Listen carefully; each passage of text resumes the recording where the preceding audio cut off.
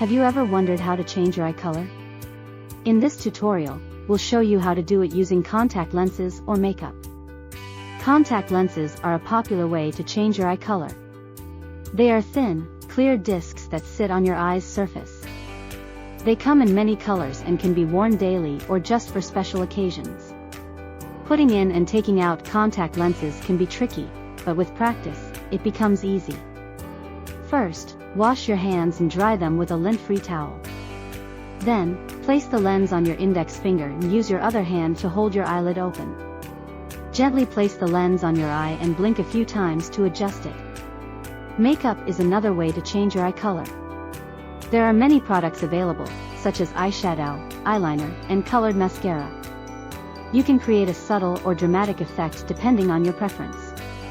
To change your eye color with makeup, start with a neutral base. Apply a light eyeshadow all over your lid, then use a darker shade in the crease. Next, apply eyeliner to your upper lash line and smudge it out for a softer look.